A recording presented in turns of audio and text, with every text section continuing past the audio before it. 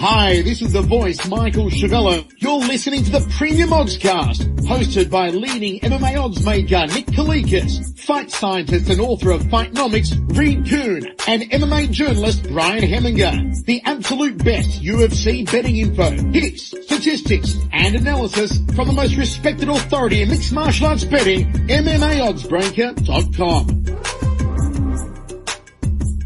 Welcome to the Premium Oddscast, presented by 5 Dime Sportsbook. I'm Brian Hemminger, joined today by leading mixed martial arts oddsmaker Nick Kalikas to break down this Saturday's UFC Fight Night 106 event, which takes place in Fortaleza, Brazil.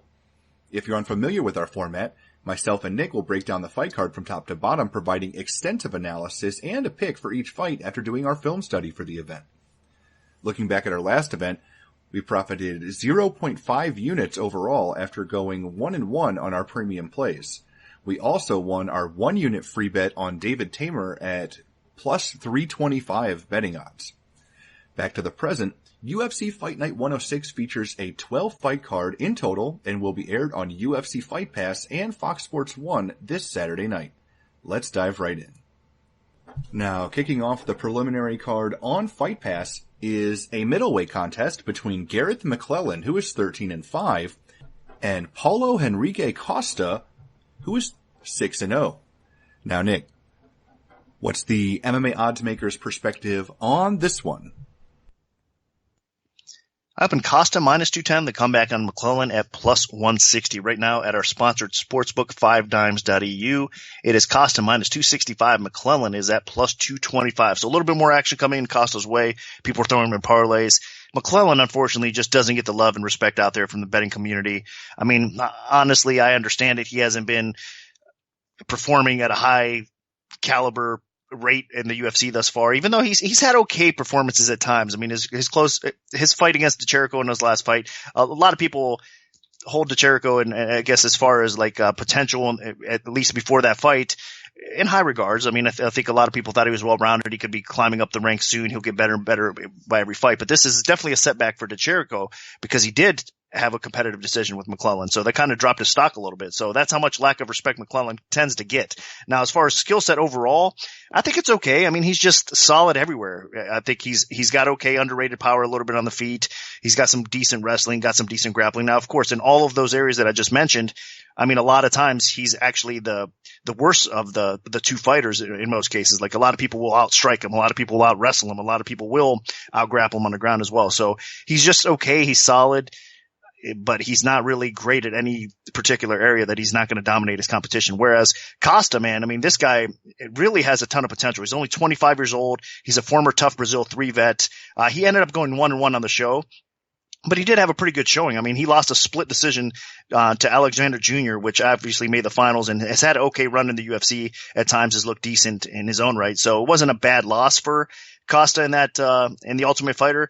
The only problem is he actually lost that fight because his cardio and his gas tank just kind of gave out. But the way Costa goes about fighting is, I mean, he's just a high pressure, aggressive type of fighter where he can get the fight to the floor. He can do some damage on the ground. He looks for submissions awfully quick as well. He can also throw some big bombs on the feet. So he's just an aggressive, talented fighter that's actually not too bad. He's got some technical skill set on the feet. He's a little wild at times, but he does have some power behind it. And then again, on the ground, I mean, he's actually has decent wrestling from what I've seen thus far, and he's capable of doing some good things on the ground jiu-jitsu wise as well. So the guy's a tough out. The problem is if you can kind of weather his storm and take him into deeper waters, he does tend to slow down a little bit. And that aspect of the game, you could start taking control and kind of pushing the pace back at him. And then he kind of starts wilting under pressure a little bit. He doesn't fight the same. So it all depends on his cardio. Now he's had enough time, from the UFC, got a little bit more experience outside of the show as well. So I think he's going to be in a better spot here entering the UFC officially.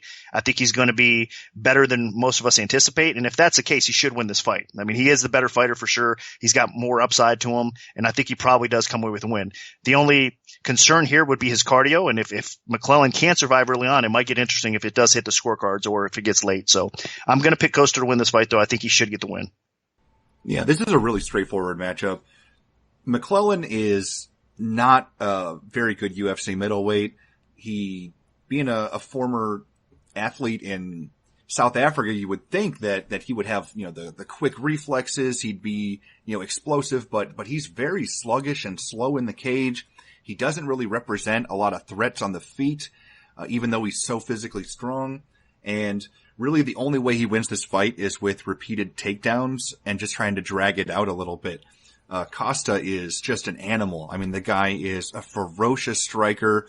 Every single one of his professional fights has ended in the first round, by stoppage. So, and he's just been tearing through people, and he's getting better. I mean, he was a lot more raw overall when he was competing on The Ultimate Fighter Brazil Season 3, but his striking has become a little bit more refined. He looked really sharp his last couple fights, so he's definitely taking his game to the next level. He's a guy that could be a threat in the middleweight division if he can continue this level of development, especially if he can add a little bit more to his ground, at least defense.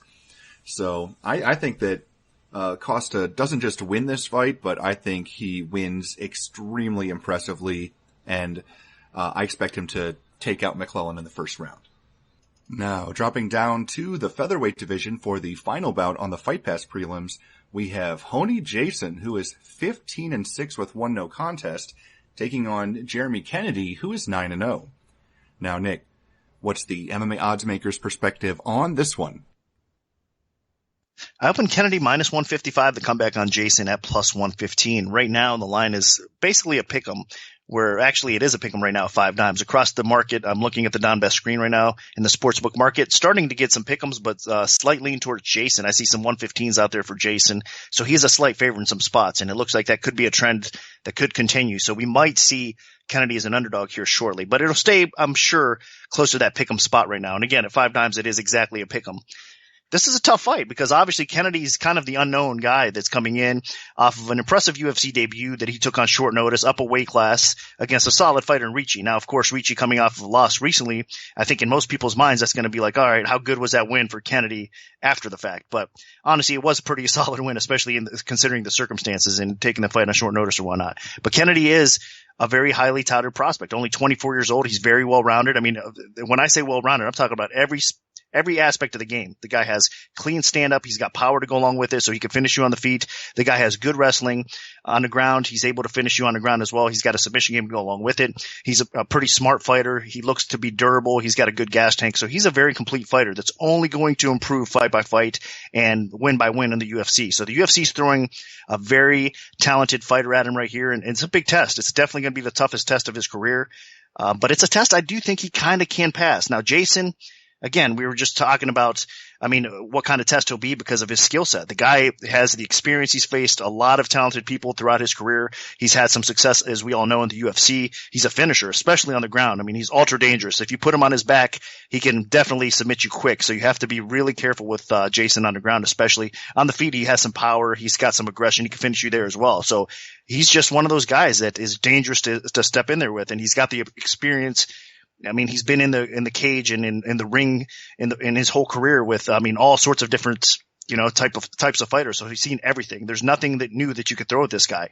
So it's going to be tough to beat Jason. But I do, again, think that Kennedy has enough in his skill set to do that. I think he can control the pace of the fight. I think on the feet, he's going to be doing a little bit more damage and probably winning more of the striking exchanges on the feet. And then on the ground, I think if it does hit the ground, I think Kennedy is going to be the one more times than not in top position. And I think he can probably withstand the submission game of Jason and not get caught. So I think if it hits the scorecards, Kennedy probably ends up winning competitive decision. And if there's a finish, I think we could see it. It would be an upset, obviously. Well, it depends on what the odds actually close. But in my mind, at least, it would be kind of an upset if Jason pulls off the sub. But I could see Kennedy possibly finishing Jason along the way as well. So a close fight in many regards, but I do lean a little bit more towards Kennedy, and I don't agree with the early action coming in. I can understand people thinking that Honey Jason could pull this off, especially because he's more experienced than Kennedy and he's fighting in Brazil. But, Jason hasn't exactly been a world beater when he's competed in Brazil. You go back and he got smoked by Jeremy Stevens in Brazil. He got beat by Robbie Peralta in Brazil. So, his Brazilian record isn't even that great. At least since he's been in the UFC.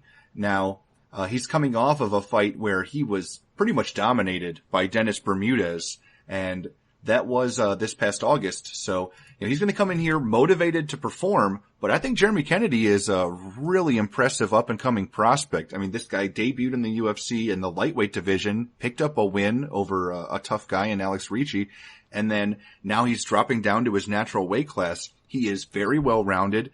He's good enough on the feet, I think, to outpace Jason. And on the ground, I expect his wrestling's better than Jason's, although maybe submission-wise, Jason probably has the edge. The main thing here is, will Jason be able to tap out Kennedy from his back? Because I expect that if it goes to the ground, Kennedy will be in top position, and Jason can throw up some triangle chokes, some arm bars. I mean, he's definitely a talented grappler, and we've seen him pull off like a triangle choke against like Mike Wilkinson. So he could definitely be able to do this.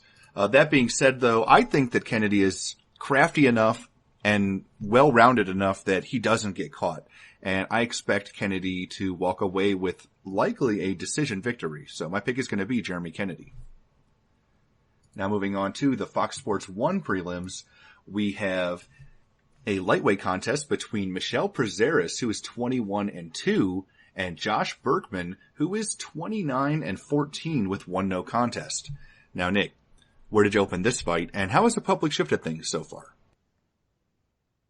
I opened Prazeres minus 215, the comeback on Berkman at plus 165. Right now, over 5 dimes, it is Prazeres minus 245, Berkman plus 205. So a little bit more action coming in Prazeres' way.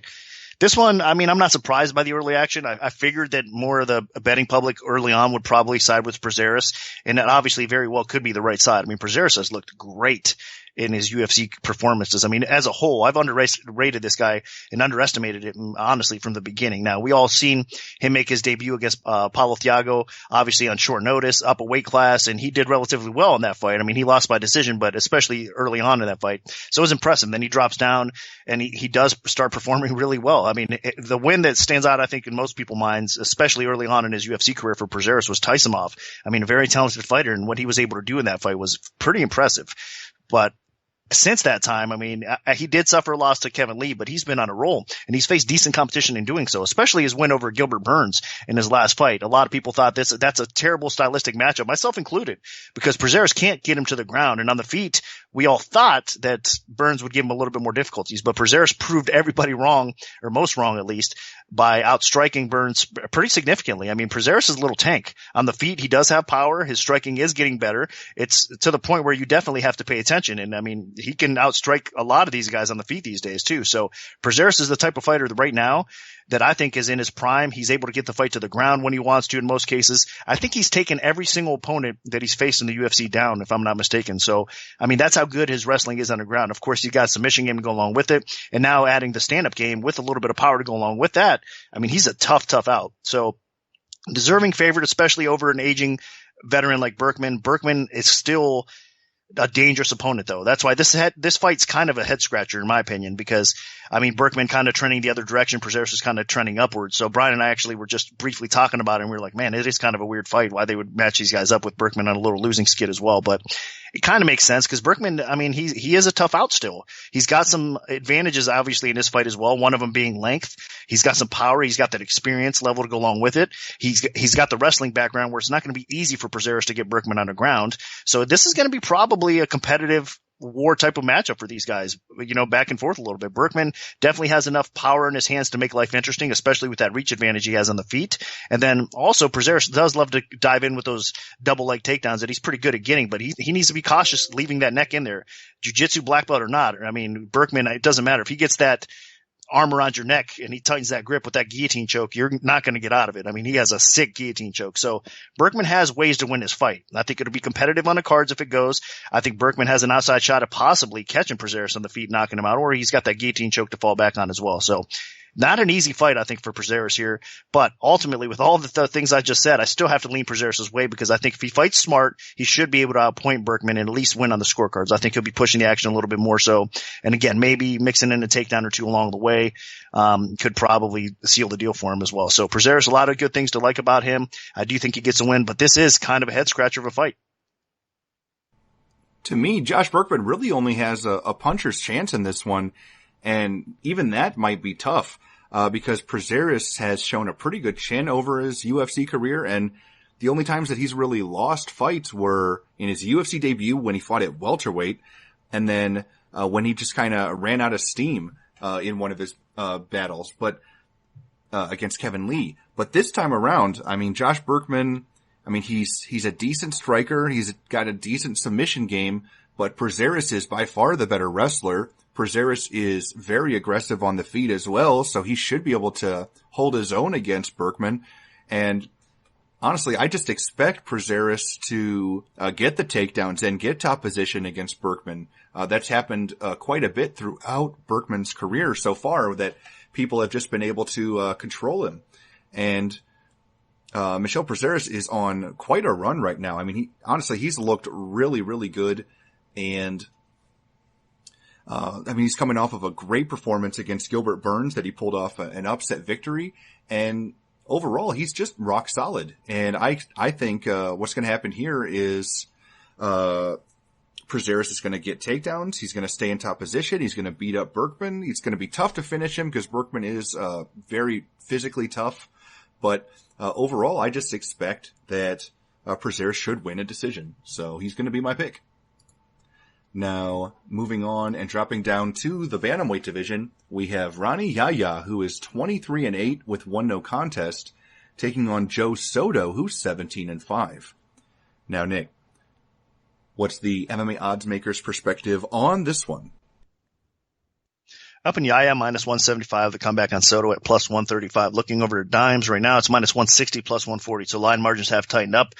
A little bit of action coming in both guys right now, but it's nothing significant to go crazy about or talk about because, I mean, it is kind of a tough fight. And I think the line is honestly appropriately set where it's at right now because I think you got to give the slight edge to Yahya in this fight. Soto's been performing okay. I mean, overall in his UFC career, it's been up and down. I think the best performance that he's had so far was actually against TJ Dillashaw on short notice. I mean, a lot of people weren't expecting him to do as well as he did, but that just shows you what kind, I mean, when he really steps it up, I mean, he could perform at a high level in the UFC. He's got all the tools in the world, I mean, that you want to have in a fighter. He's got good hands. He's got the boxing. Obviously, he's got wrestling to go along with it. He's got a jiu-jitsu game. So again, another well-rounded fighter that's above average in all areas. So Soto is a very difficult out. Just stylistically, how he matches up with Yahya here, it's kind of tough because Yahya is the better grappler of the two. Yahya does tend to get his way in most cases. If he wants to get the fight to the ground, he manages to do so, usually ends up in top position working for obviously his chokes and his sub game along the way. So Yahya is just one of those grinders that's going to come at you and try to smother you on the ground and submit you and finish you off that way as well. His stand-up is getting a little bit better too. His boxing is getting a little bit better. He's getting more comfortable and a little bit more confident. So Yahya is not an easy out at all. This is going to be a very close fight, and it's a tough one for me. I've kind of been going back and forth because I could see Soto outpointing Yahya on the feet, and his wrestling might be good enough to stifle Yahya for a little while. And I could also see actually Soto getting top position in this fight if it does go to the ground if they do get involved in some scrambles or whatnot along the way. So it is going to be a very competitive fight. And I mean, I wouldn't be surprised at all if Soto does edge this fight out on the cards, but until I see it happening, I mean, recently Yahya has been facing some decent competition. I mean, a lot of similarities to the style that Soto is going to throw at him, and he's been coming out ahead. So I guess I'm going to have to side with Yahya until we see him kind of have a bad performance or two along the way. If in a matchup like this, it's hard to kind of pick against him is what I'm trying to say. So Yahya is going to be the pick here. This fight should be reasonably close. I mean, Joe Soto was a former Bellator champion, and he seems like he's found himself a little bit in his last couple fights. He kind of had a rough start to his UFC career, but now he's on a nice little 2-fight win streak. But the problem is he picked up those last 2 fights those wins on the ground. And Rani Yahya might be the best grappler overall in the bantamweight division. So Yahya coming in here, he should just have a huge edge unless Soto is able to completely stifle all attempts to go to the ground and keep this fight standing. Then I just don't see how Soto can really win. I mean, Soto is a talented grappler, but he's not at the level of Rani Yahya. Rani Yahya has been able to just outwork and outpace people on the canvas repeatedly over his last UFC fights, and he's looked great. So what I think happens here is this fight goes to the floor, and then Rani Yahya just controls Joe Soto. He wins the grappling exchanges, and then maybe submit Soto, but I just expect him to be in top position or in an advantageous position, maybe on Soto's back or something. And I just don't see how Soto can really win this fight unless he is so much better on the feet than Yaya. And I don't really think he is. So, this is Joe Soto's or Ronnie Yaya's fight to lose. And I expect that he either wins by decision or submission here. Now moving up to the welterweight division, we have Sergio Moraes, who is 11-3-1, taking on Davy Ramos, who is making his UFC debut with a 6-1 mark. Now, Nick, where did you open this fight, and how has the public shifted things so far? I opened Moraes minus 275, the comeback on Ramos at plus 195. And right now over 5 dimes, it is... Don Best has not added that fight to the screen yet, so excuse me 1 second. It is minus 205 for Moraes and the comeback on Ramos at plus 165. So a little bit more action coming in on the dog Ramos early on, it looks like. And I mean, I could understand it as well. I mean, you have grappler versus grappler in this matchup here, and they're 2 high caliber grapplers too. Now Ramos obviously is taking this fight on short notice, so that has to come into play, and he's fighting up a division as well. Normally he fights at 155 pounds. So those 2 factors do factor into this overall fight, and they could be a big factor here, to be honest with you, because I mean, you do have that grappling versus grappling kind of style. So I think both these guys can kind of neutralize each other a little bit on the ground. And then it's going to come out to being pretty much a grappler versus grappler striking war, I think, on the feet. Both these guys can take the fight to the ground and have underrated wrestling as well. But again, I think they kind of neutralize each other out a little bit, and it ends up standing a little bit. And of course, the reach is about the same, but Moraes is a little bit taller. I think Moraes has that experience. I mean, he's been a little bit more battle tested throughout his career, so he should have a little bit of an edge. But Ramos is the type of fighter that has a very stocky, heavy punching kind of game. I mean, his stature, he's just a short, stocky guy, and so he's got that kind of powerhouse built. So when he throws those bombs that he throws at you and it connects, he could definitely do some damage. Now, he's not the best striker out there. I'm not saying that he's a real dominant striker, because again, his grappling and his wrestling are actually the best attributes of his game, but he's okay standing on the feet. And I think Moraes, we've seen in the past that he has been clipped and he has been dropped and he's been knocked out as well. Ramos could catch him on the feet and possibly put him out. So I wouldn't be shocked if I see that. But overall, I think what's going to happen here is, even if Ramos starts off well in this fight, I think Moraes is just going to be the one that does tend to take over as the fight progresses a little bit in round 2 and round 3, and probably ends up decisioning Ramos. Maybe a late stoppage if Ramos does gas along the way, but I think more than likely it's going to be Moraes kind of just grinding out a competitive but clear enough decision type of win over Ramos. So I just don't think that Ramos is up to the task. I think Moraes probably ends up getting top position on the ground along the way as it goes to, if Ramos does start to gas, and I think that's how he's probably going to win the fight, just basically outpoints him. So hard to go against Moraes in this spot, although I could see Ramos just dropping a bomb on him and putting him out. I mean, that's the wild card factor you got to think of here for sure, but Moraes is going to be my pick. Davy Ramos is a really talented grappler overall. And the guy's won the ADCC grappling competition, and Sergio Moraes is a world champion grappler as well. So, I mean, I'm really expecting some top-notch ground exchanges in this fight. I mean, I think it'd be just a complete waste if they ended up standing and banging like 2 wrestlers that counter each other. But I expect Sergio Moraes and Davy Ramos to have some really, really exciting ground exchanges. But that being said, Moraes is, he's a bigger fighter. I mean, Ramos normally fights at lightweight, but he's taking this fight on 1 week notice. So, he's moving up a weight class basically just to get an opportunity in the UFC. And then, Ramos, short notice, he's smaller, and he's coming all the way to Brazil for his UFC debut. I mean, there's so much going against him here. And overall, while he's performed, he also has been tested by decent fighters in the past, and he failed that test.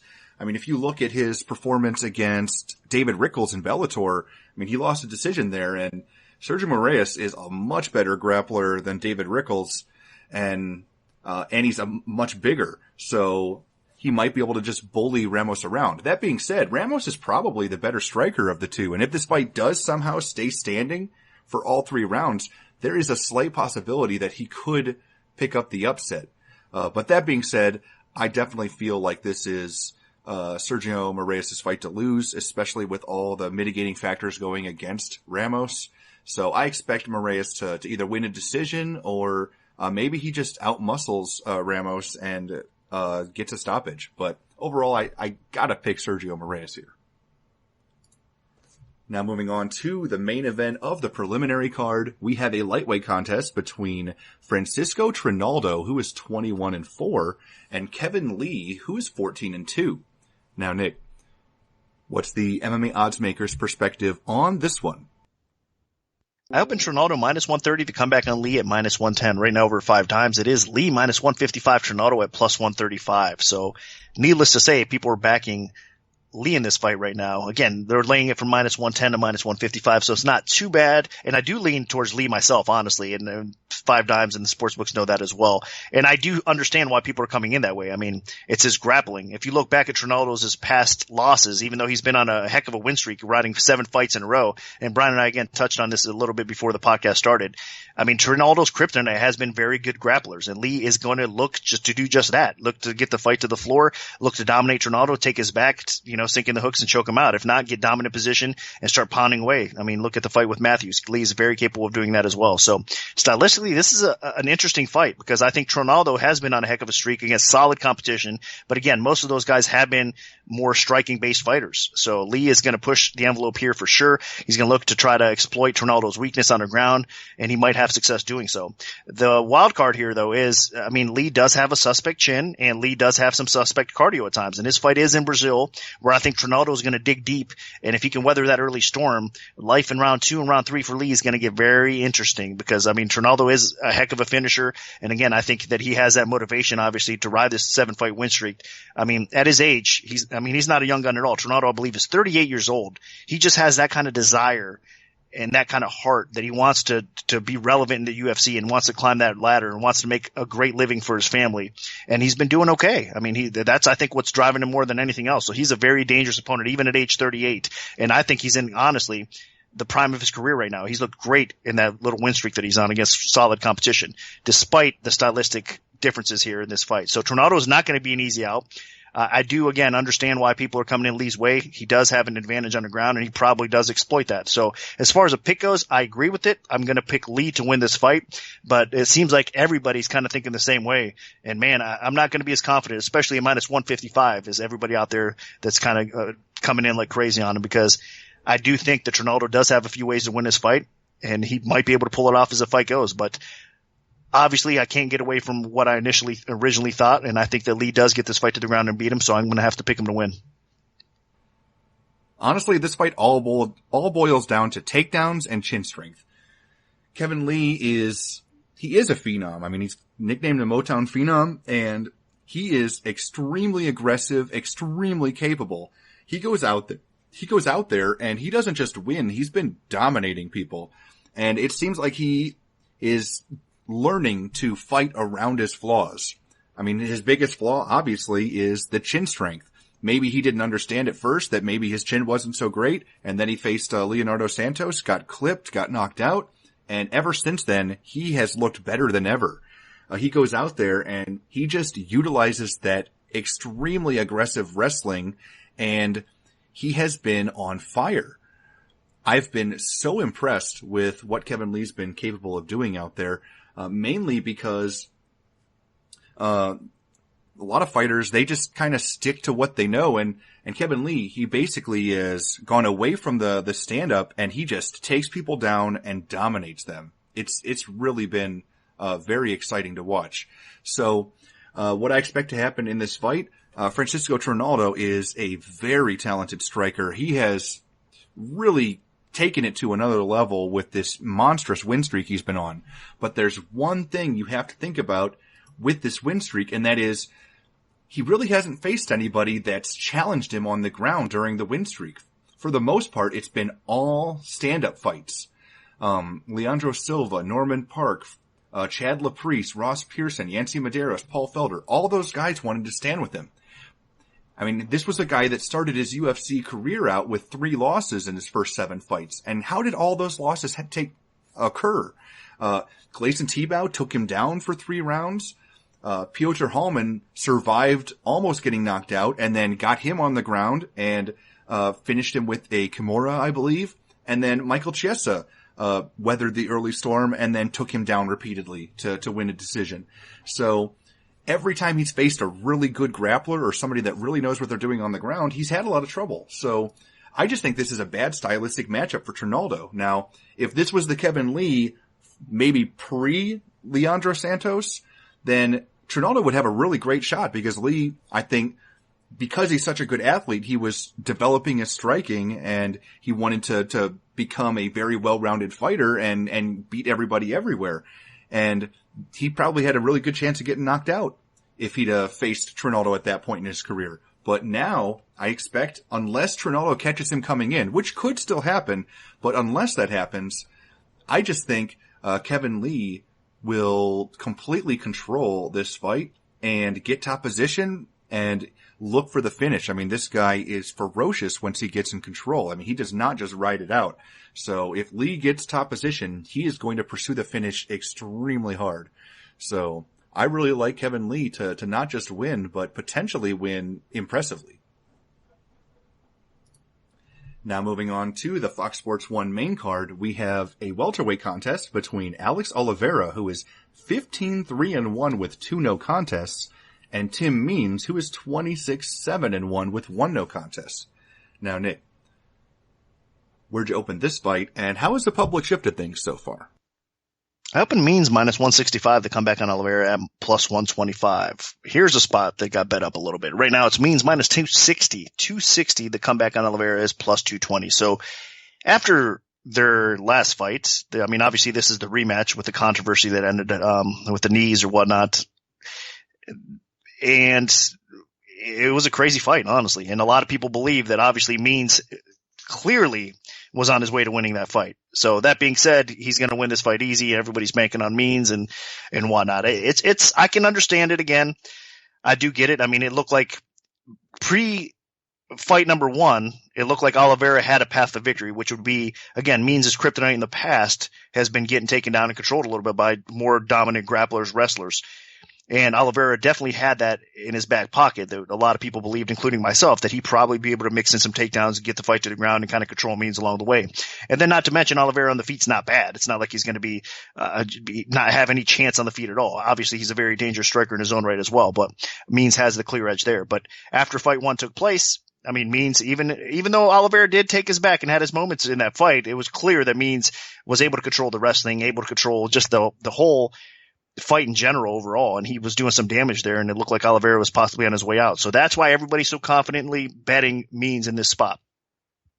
This is going to be a different fight. I mean, we could see Means go out there and just blow him out of the water. I mean, mentally, if Oliveira is now lacking confidence because of that first performance, I think it might just happen like that. I mean, Means is a tremendous fighter, and he has improved, and he even has a chip on his shoulder. He's telling people, you guys think I can't wrestle, I'm going to show you that I can.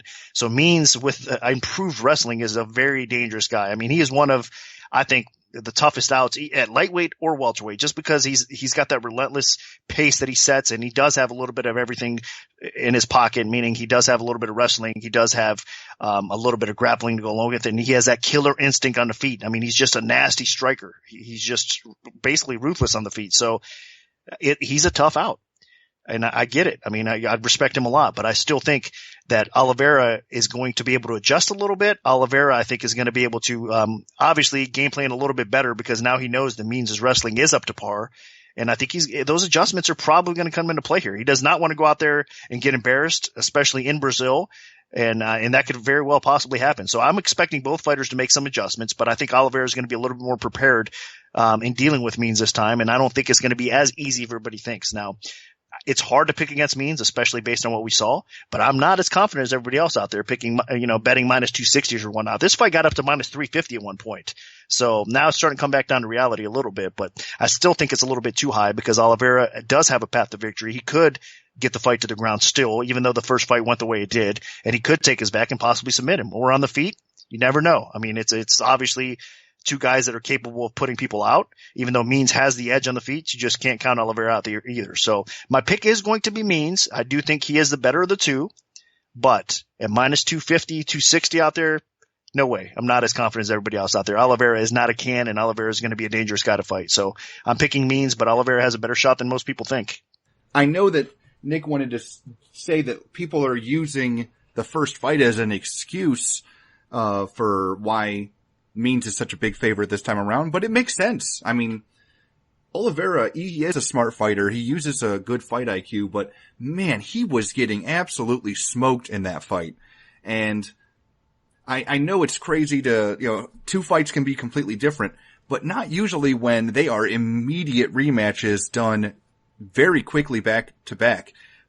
Maybe if there's like a couple years in between rematches, they're completely different. But I think what's going to happen here is, Alex Oliveira is going to try to work that grappling game again. And if he cannot put Tim Means on the ground, he is just not a good enough striker to hang with Tim Means, especially on the inside where Means just thrives. Means is so ferocious when people get up close and personal with him. And if Oliveira is leaning over, hunched over, trying to take him down and get some clinch takedowns and stuff, Tim Means is just going to elbow the absolute hell out of him. His elbows, his knees, his fists. I mean, this guy is so dangerous from so many different positions. And Alex Oliveira was seriously so close to being put out already in the last fight before the illegal strike, the incidental, I guess, if you want to call it that. But man, Tim Means was just in so much dominating control that I just don't see how he could lose unless he gets crazy overconfident and he doesn't train as hard. But I just don't think Tim Means would do that. So I think this is going to be a repeat of the last fight, except Means actually finishes it this time legally. So I think this one, sweet and simple. I like Tim Means, and I think that he looks really good. Now, dropping down to the women's bantamweight division, we have Betch Correia, who is 10-2, taking on Marion Renault, who is 7-2. Now, Nick, what's the MMA odds maker's perspective on this one? I open Renault minus 135, come back on Correia at minus 105. Right now, it's basically staying steady. Minus 130 Renault, plus 110 Correia. Line margins have tightened up a little bit, and it seems to be market price out there, about 120s, 130s out there for Renault. This is a competitive fight. It's a tough fight. I mean, I know a lot of fans out there don't really get behind Correia that well. I mean, it seems like she's kind of a heel in most people's minds. I mean, I don't know. There's a lack of respect out there, and I kind of get it. I mean, Correia is kind of one of those people that's a little out there as far as the way she promotes herself or just in general out there. But the truth is, look at her as a fighter, and she's not an easy out. I mean, her performance against Jessica was a bit controversial, but you got to give her credit. I mean, she went into hostile territory, and then she ended up actually in round 2 adjusting her style a little bit, getting a little bit more aggressive, and she made it a fight from that point on. So Correia, I mean, been in the cage with some decent competition, and she's been winning against decent competition. That's kind of my point. I mean, she earned that title shot against Ronda Rousey. Obviously, I don't agree with that. I don't think she was ready for a title shot at that time, but I mean, she's even been to the top of the mountain, even though she got destroyed by Rousey at that spot. So she's got some good experience under her belt. She's capable of beating, I mean, a lot of fighters out there, not pointing them, because she does have that steady pace that she keeps on you. She, constant pressure. Her striking is not that bad. She's got a little bit of power. It's just not anything that's going to overwhelm you or nothing that people are going to be talking about the next day or whatnot in most cases with Correia. Renault, on the other hand, she is a little bit more flashy. She does have a little bit more pop in her punches. She is a little bit more of a finisher. I mean, she's able to actually land enough and do some damage on the feet and possibly knock fighters out. She's also able to obviously submit and win fights out, even off her back with slick arm bars and submissions. So Renault is a more capable finisher, and she is a little bit more of an exciting fighter overall. So I think she is going to have some advantages over Correia in this fight too. It's just going to be hard to stop Correia. So I'm expecting a very competitive type of decision if it does hit the scorecards. If it ends inside, I do think it's Renault that actually finishes the fight as well. So Renault does have more ways to win this fight, and I'm going to slightly lean towards her. But this fight being in Brazil and Correia pushing a high pace and it being a very competitive fight, which I'm expecting if it does hit the cards, you never know. I mean, I could definitely see it going either way. I'm just going to slightly lean towards Renault because I do think she is the more talented of the two fighters, but she's going to be in hostile territory, and it should be a tough fight. This is a tricky matchup. I mean, Marion Renault has stepped in there against some excellent competition, just like Betch Correia, and she's performed pretty well. That being said, Renault, her age is getting up there, and she's been starting to fight like her age a little bit. I mean, when she debuted in the UFC, I mean, she looked like an absolute world beater with just that dominant showcase against Alexis Dufresne. And then she goes out and finishes Jessica Andrade. I mean, I thought that she could be a potential contender. But ever since then, she has not looked exactly great. I mean, against Holly Holm, obviously that's going to be tough because Holm is such a better striker than her, and she just lost a striking battle. But the Ashley Evans-Smith fight, it was close. It honestly could have gone either way, but that was a fight she should have won decisively. And then Milena Dudeva, she actually lost a round in that fight before Dudeva just completely gassed out and Renault was able to just take over. So I think her performances have actually gotten a little bit worse. And you got to remember, she's 39 years old now. So it's not going to get any easier. And I don't expect her to actually get better as she performs in the UFC. Betch Kohei, on the other hand, while she did start her UFC career on a nice winning streak, and yeah, she didn't earn that title shot against Ronda Rousey, but she's actually looked a lot better lately. I mean, it was not a great fight against Jessica Ai, but she deserved to win it. She did enough. And she had a very close fight against Raquel Pennington that honestly could have gone either way. And Pennington's one of the top contenders at the moment. So I think Betch Kohei is right there. And as long as this fight stays standing, Kohei should be in a decent position. She's not exactly a huge puncher, but she could be active enough that she could win this fight. I mean, in terms of overall fight activity, Kohei lands almost 2-1 striking volume against Marion Renault. And then realistically, the best chance that Renault has of winning the fight is if she can get it to the floor, because she comes from a grappling background and she has very excellent jiu-jitsu. So if she can get Kohei on the ground at somewhere, there's a decent chance she could submit her. But I think she's playing with fire a little bit if she stays standing. I mean, Renault, she really hasn't showcased any major flaws on the feet, but I do think that she can be outworked by somebody that knows what they're doing on the feet. And while Betch Kohei is not like a striking master, I think she could be active enough to fluster Renault a little bit, because Renault likes to keep her distance a little bit, work her kicks, and then she'll close with combinations when she settles in. And I don't know if Kohei is going to let her settle in. Plus, with this being in Brazil, I think that it could be to Kohei's benefit. So I'm actually leaning Betch Kohei. I think that she can pull out a decision here. Now, dropping all the way down to the flyweight division, we have Jusir Formiga, who is 19-4, taking on Ray Borg, who is 10-2. Now, Nick, where did you open this fight, and how has the public shifted things so far? Awesome fight. I opened Formiga -130, the comeback on Borg at -110. So virtually pick him with a very slight lean towards Formiga. Right now it's -130 for Formiga. Borg is at +110. So basically staying the same. Line margins have tightened up a little bit. Man, what a fight. I mean, you have two of the best grapplers at 125 pounds kind of going at it here. So we're going to see definitely some pretty neat exchanges, I think, obviously on the ground if it gets there, which it should, because both guys are probably going to try to do so. And of course, we all know Formiga loves to hang on people's backs and whatnot too. And that's going to be a big part of this. I mean, if Formiga can stick to what he does best and kind of get on Borg's back and kind of out grapple him a little bit by hanging on and just controlling the grappling department, obviously he has an edge to win this fight. I think a lot of people are going to look back at the Scoggins fight against Borg and think that Borg, that's exactly how you beat Borg, is kind of control him. But I really think that Scoggins is the better wrestler. Formiga's not going to be able to control Borg on the ground like that, like Scoggins did. Now, of course, Formiga is a very slick jiu-jitsu artist. I mean, world class, and he can definitely have success on the ground against Borg. I'm not saying that, but I just think it's going to be a little bit of a different style matchup for Borg out there for the people that are going to compare the two. Now, that being said, on the feet, it's going to get interesting. I mean, Formiga, definitely his hands are okay, but I think Borg is probably the more diverse striker. I think he's going to mix things up with his kicking game enough, and of course, he's got a little bit of speed and power to go along with it as well. So I think on the feet, Borg, I actually give the slight edge there. I think Formiga will be game enough, and he'll make it close. But on the ground, it's going to be interesting. It's going to probably come down to who gets top position and who can, like I said, control more of the grappling exchanges. And I think it's basically a toss-up. It's going to be interesting. In fact, I lean a little bit more towards Borg, to be honest with you, and that aspect of the game. I mean, I think that, again, the setback that he's had in his career so far was against Scoggins. Scoggins is a huge guy at 125 pounds, and he's got underrated wrestling to go along with it. So I don't think Formiga is going to present those type of problems, and I think Borg's going to be able to scramble and not let Formiga get his back enough times that I think Borg's going to end up finding himself in better positions And I think he's going to be able to, again, outscore Formiga on the feet as well. So I think if it hits the scorecards, which it should, I think Borg is going to kind of edge it out there. Now, again, hostile territory. Formiga's in Brazil. Borg, I mean, if you look at, do some MMA math, it might not make sense to pick Borg in this spot. But that being said, I think stylistically how they match up together, Borg is going to be a handful for Formiga as well. So I'm going to lean that way. I'm going to go against the grain a little bit here, and I'm going to pick Borg to win this fight.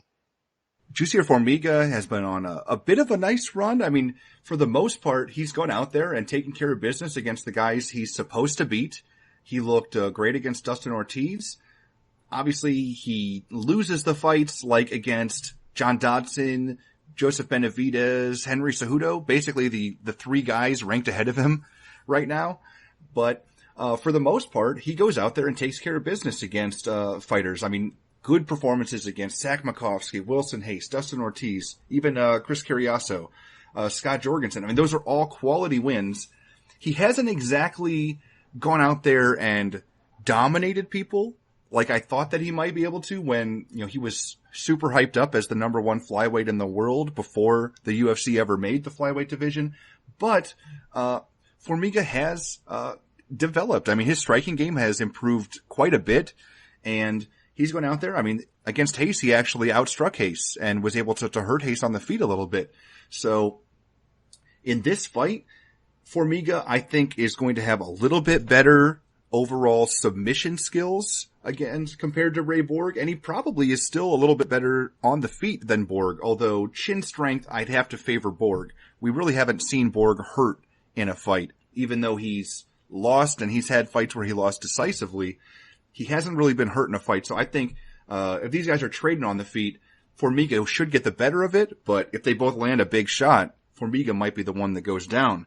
That being said, I think this fight is going to have, it's all going to hinge on the ground control, who gets top position, who can stay in dominant positions.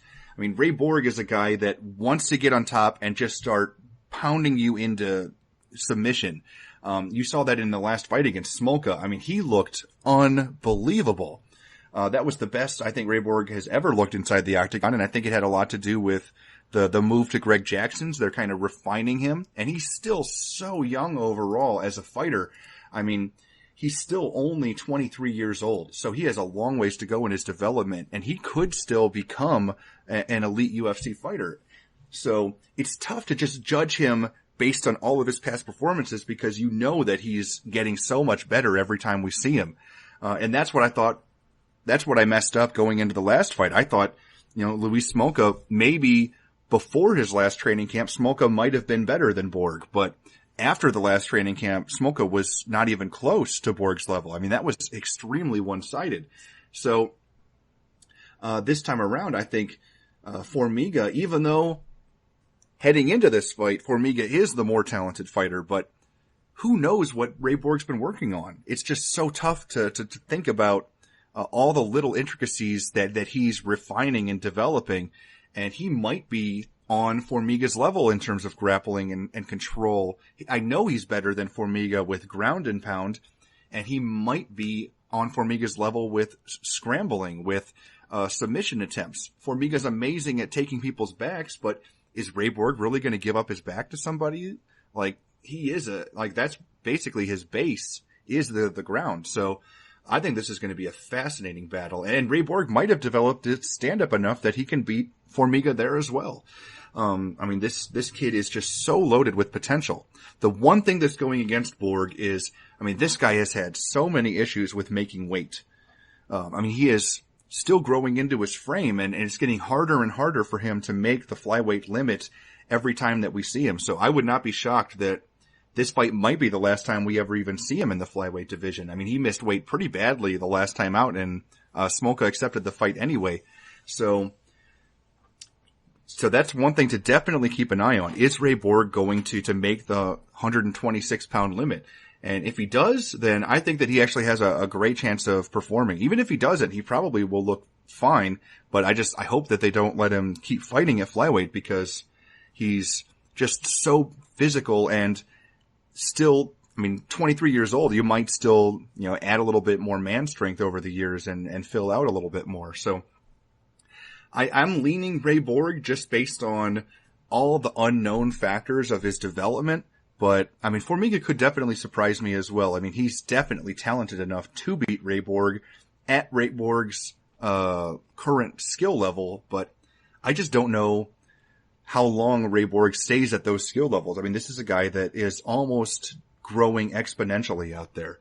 So I'm leaning Ray Borg. I think he pulls off the victory here, but I'm not insanely confident about it because there's so much that we don't know about this fight.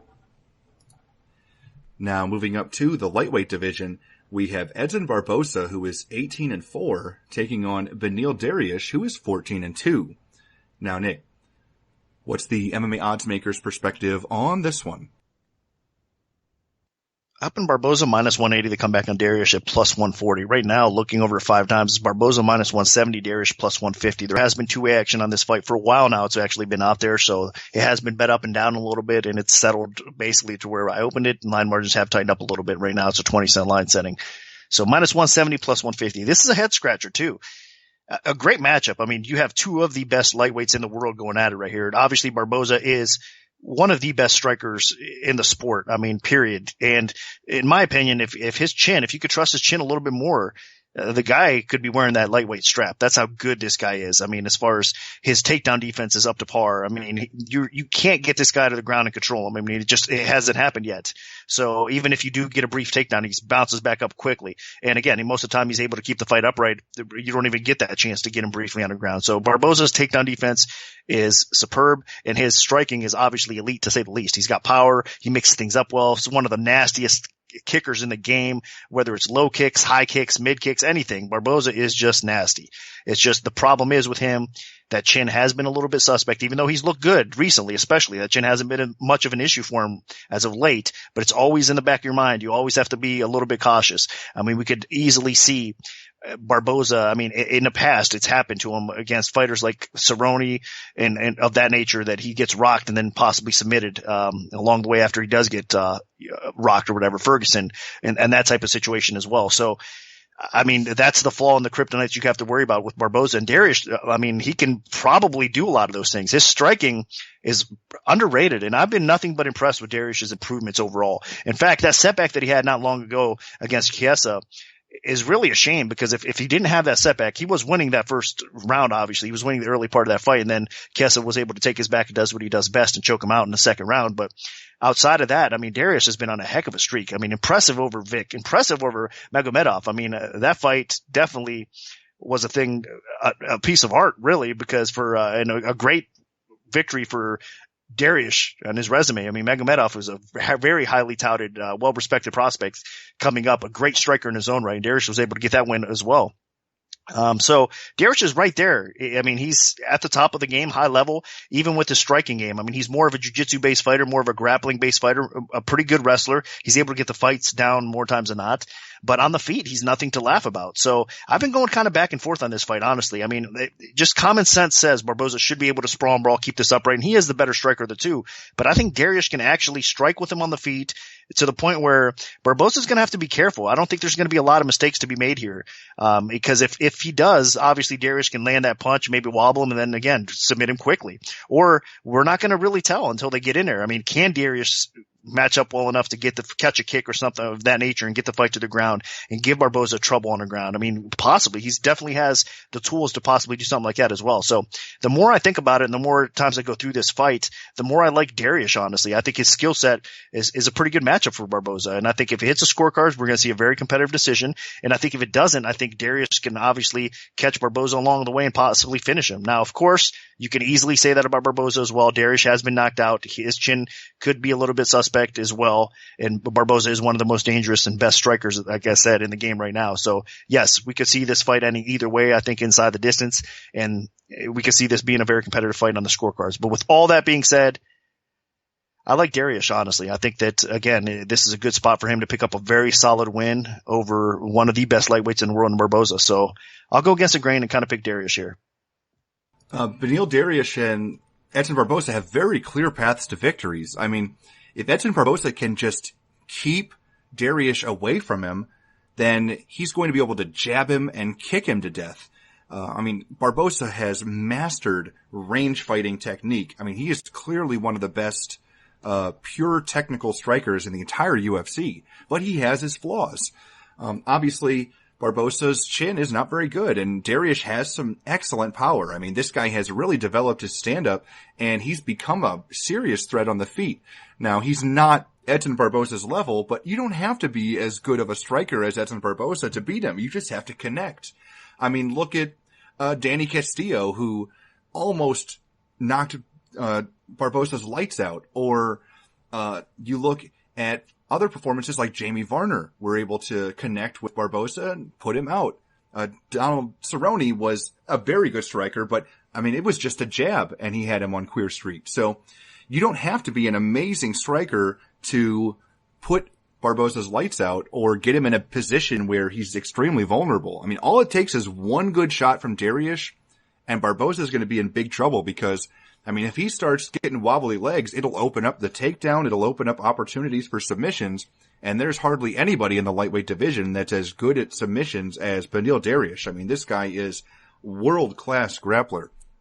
So, clearly, if Dariush wants to win this fight, he either needs to close the distance right away, get a takedown, get Barbosa on his back, and then work for something there, or just play with fire a little bit because his stand-up is pretty good.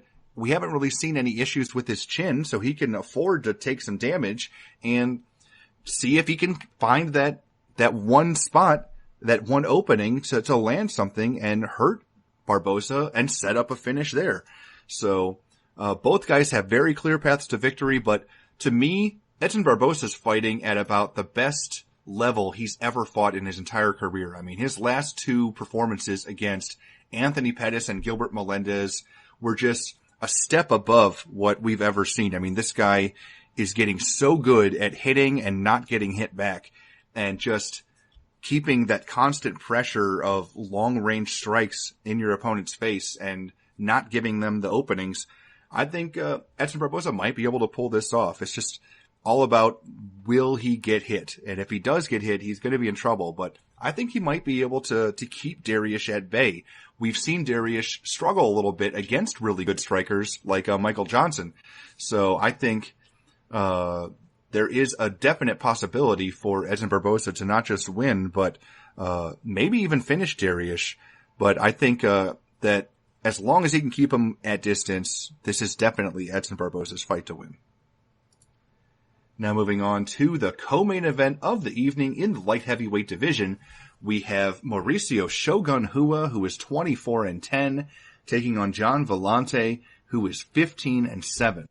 Now, Nick, what's the MMA Oddsmaker's perspective on this one?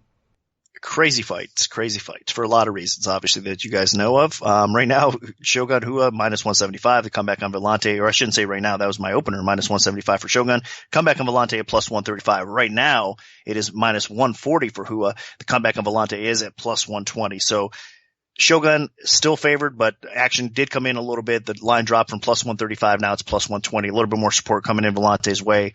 I do get it. Vellante is a very talented fighter. I mean, he's got good hands. He's got good power on the feet. He's got good wrestling. It's hard to take the guy to the ground and do much with him there either. So the fight typically stays upright with Vellante and it becomes a striking battle and it becomes a war in a lot of oftentimes. So Vellante is more than capable of landing his shot and putting fighters out. And with the Shogun Rua at the age of 35 that's been in the wars that he's been in, it wouldn't be out of the question at all for Vellante to land that bomb and put Shogun out. So, I mean, that's the factor everybody I think is coming in on Vellante. They think that he could very well be a live dog. And I wouldn't be shocked if he does knock Shogun out. But if you look at it a little bit closer, I mean, Shogun does still have enough left in the tank, in my opinion, that he can have some success in this fight. I mean, Vellante does tend to fade as the fight goes on. He's got some suspect. I mean, his chin is suspect, to say the least, at times as well. His defense at times gets bad, even though I've seen some improvements in his defense. Even his fight against Safarov, Vellante early on in that fight, I was impressed with his defense. He tightened things up. He wasn't as hittable. But then after Safarov did land a shot, I mean, that kind of went away and it became a sloppy war. That wasn't, I mean, it was a fun fight. Don't get me wrong. But that being said, Vellante wasn't fighting as smart as he could have been after that. So he does make some errors at times in that kind of situation. Loves to get in those firefights and those wars. And Shogun's been in so many of those in his career as well that, I mean, he's game. He's down for that sort of thing as well. But not just that. I think if it comes down to heart to toughness to the will to win a fight and who's going to be there at the end of round 3 still trying to win the fight, I got to lean a little bit more towards Shogun, to be honest with you. I mean, he still has enough left in the tank. I mean, his win over Anderson was not bad. I think Shogun, he's still at that level where all the guys around that level, including Vellante, he can still pick off a lot of them. I think he's just not going to pick off the champion level guys right now at light heavyweight. That's it. So he's going to be in that kind of second tier of fighters, but in that second tier, he could still be a lot of people. But again, you got to just be cautious. He's got a nose broken, shattered several times. Obviously, he can get knocked out. He's not getting any younger. So it's definitely a risk backing Shogun these days for sure. But as far as a pick goes, I mean, Shogun is the better fighter of the two. I think Shogun, if he doesn't get knocked out, he probably wins a fight, probably stops Vellante along the way. If it does happen to hit the scorecards, which I don't have the confidence that it does, I think Shogun wins on the cards if it does as well. So even though Vellante has a path to victory with his knockout power, I still think that Shogun's the better fighter, and I still think that he's probably going to win this fight. So I'm going to pick him to win. Man, there's so many things that could happen in this fight. I mean, Mauricio Shogun Rua is, I mean, it seems like he would be completely shot as a fighter, and that anybody that's half decent in the light heavyweight division should be able to take him out at this point, but Rua keeps finding ways to win. Shogun survived getting hurt badly against Nogueira and ended up winning a decision, and then say what you want about the last performance, but he showed a lot of guts in there and came on strong late against Corey Anderson and was able to win a decision there as well. So I wouldn't really call it a resurgence, more veteran craftiness. And John Vellante, I mean, this guy, when he's on, he is so dangerous. I mean, he's a strong starter. He has just devastating power in his hands. He has nasty kicks. I mean, this guy can really do some damage, and he's physically, he can wrestle people, he can get them on the ground and do damage there. He can control people in the clinch, but he has so many flaws and inconsistencies with his game. I mean, the guy, his chin is not very good overall. He runs out of steam in fights and then loses late or after the first round often, and there's just a little bit of, I don't know, maybe quit in him. And it's tough to expect a lot out of this guy.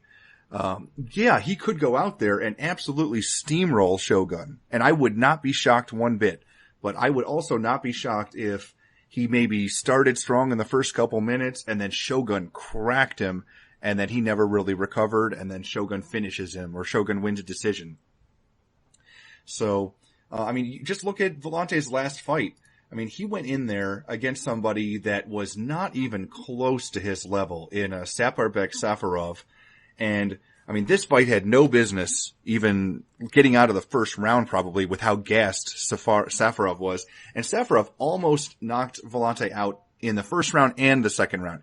The second round was more damning because, I mean, Safarov could barely even lift his hands because he was so gassed. And Vellante almost got knocked out anyway. I mean, if somebody that knows what they're doing with the incredible credentials that Shogun possesses, I have to side with Shogun. I think that, yeah, Vellante is going to be dangerous and there's a chance that Vellante can finish him, but man, if Shogun just connects even a little bit, then, I mean, this fight could be over in an instant. So I'm going to side with Shogun. I think that he pulls this one out and actually gets on a 3-fight win streak. So my pick is Shogun, probably by knockout. Now moving on to the main event of the evening, we have a middleweight contest between Vitor Belfort, who is 25-12, taking on Kelvin Gastelum, who is 14-2. Now, Nick, what's the MMA oddsmaker's perspective on this one? I opened Gastelum minus 315 to come back on Belfort at plus 235. Wasn't quite enough. Right now it's Gastelum minus 425. Belfort is at plus 340. Needless to say, it's kind of a difficult line. I mean, you have Gastelum coming in at middleweight in his second fight at middleweight right now, as of late, I should say. I mean, obviously coming off of an impressive win over Kennedy in his last fight. And then Belfort, the aging veteran that's still dangerous. I mean, it's definitely a tough matchup because we're used to seeing Gastelum fight at 170 pounds. Now he's fighting with the big boys. Obviously, he did well against a guy like Tim Kennedy, which is impressive because Kennedy is definitely not an easy out. So I think that, the line is kind of justified. The action early on is probably justified as well, because what it comes down to is every one of Belfort's fights. He's going to be dangerous early on, especially on the feet. He obviously has enough knockout power to make life interesting for whoever he fights and knock opponents out there. But can he keep the fight off the ground, and can he go deep into the fight without just kind of finding a way to get out of there? So Gastelum is pretty smart. I think he knows that he has to get the takedowns along the way. I think he's just a very well-prepared fighter in a lot of ways, minus his weight cutting, unfortunately for him, at 170 pounds, obviously. But other than that, I think he's going to probably be able to weather the early storm, if there is one from Belfort early on, get the fight to the ground and do what most people are able to do with him. He has a skill set to do so. Gastelum's striking is even looking better. He's just improving. He's really becoming a very well-rounded fighter in all aspects of the game. And even at 185, it doesn't seem to be a bad fit for him there as well. So this is a good matchup. The UFC's kind of throwing him a bone here, even though Belfort is going to be in Brazil. He's going to be hyped. He's going to have the crowd behind him, and he is going to be a dangerous opponent. I think it's still a test that Gastelum could pass. And obviously that's why you're seeing him open as a high favorite and continue to even become a bigger favorite as the fight goes on. Gastelum really should win this fight. So I'm going to pick him to win, and I won't say much about it. I think he does get the job done here. Yeah, if this fight goes the way I think it goes, it could be over very quickly. Vitor Belfort has picked up some amazing wins in his career, and the guy, when he was on TRT, he smoked Michael Bisping and Luke Rockhold and Dan Henderson. He was a world beater, but that was a while ago. Vitor Belfort, the Vitor Belfort we know now, is a guy that goes out there, looks tough, looks scary, looks mean, and then he gets absolutely destroyed. That's what's happened in 3 of his last 4 fights. Against Chris Weidman, he started strong, and then just the second he got put on his back, he got the crap kicked out of him, and then he got finished.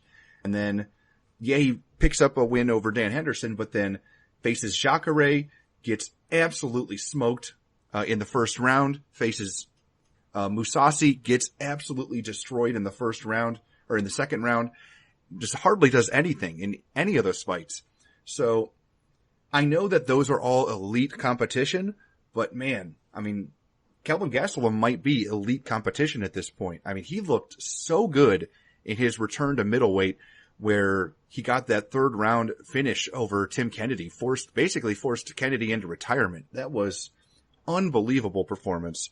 The guy, even though he's undersized in the middleweight division, he is still so strong, and he is just able to back up everything with volume, with his pace, with his aggression. There aren't a lot of guys that can keep up with him. And I just don't think that Vitor Belfort is an elite fighter anymore. Especially with the way that not only is he losing, but he is losing decisively. I honestly expect that this is the last time we see Vitor in the cage. I think that Kelvin Gastelum retires him. So there's not much more to say about this. Vitor is an extremely talented striker, and he can throw combinations and has the hand speed that is elite, but man, we haven't seen it, and I just don't know if he can even tap into that anymore. At this point, without the aid of some drugs, Vitor Belfort at age 39 just doesn't have it anymore, and I expect Kelvin Gastelum to not just win, but to take him out pretty quickly. So I think this is an extreme mismatch. So my pick is going to be Kelvin Gastelum. So that'll do it for our full event breakdown for UFC Fight Night 106. Now our premium bets for the event will be released this Saturday. This Friday following the weigh-in, so stay tuned for that if you're an MMAOddsBreaker premium member. If we have a free play to give out, make sure to follow at MMAObPremium on Twitter, because that's where we post them first. We can also notify you of our free bets via email alert if you prefer that method. Just send an email to picks@MMAOddsBreaker.com and we'll add you to our free bet mailing list. Special thanks to our sponsor, 5 Dimes Sportsbook. Good luck everyone, and hopefully the betting gods are on your side this weekend.